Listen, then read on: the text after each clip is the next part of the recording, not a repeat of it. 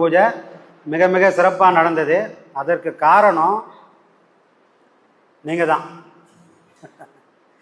ஐயாவுக்கும் உங்களுக்கும் சிறப்பாக நடத்தி கொடுத்தவங்க எல்லாருக்கும் என்னுடைய பணிவான ஆத்ம வணக்கங்களை தெரிவிக்கிறேன். ஏன்னா ஒரு கல்யாணம் காசுக்காக கூப்பிடுறோம்.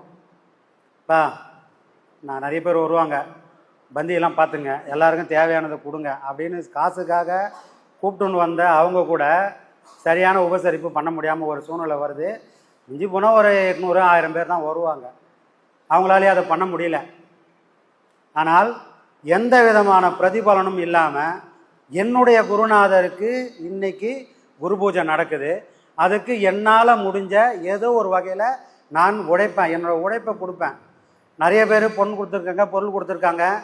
அதெல்லாம் முடியாதவங்க ஒரு சிலர், ஐயா என்னால் அதெல்லாம் கொடுக்க முடியாது, ஆனால் இந்த உடம்பு இருக்கிற வரைக்கும் இந்த உடல் ஐயாவுக்காக உழைக்கும், அந்த உழைப்பை கொடுக்கறதுக்கு எனக்கு ஒரு வாய்ப்பை கொடுப்பேன்னு கேட்டு, இதை நாம் எதுலேயும் தலையிடலை, நாங்கள் பார்த்துக்கிறோன்னு சொல்லி எல்லா சுமையையும் அவங்க தோள் மேலே தூக்கிக்கின்னு அதை ரொம்ப ரொம்ப சிறப்பாக செஞ்சு கொடுத்தாங்க.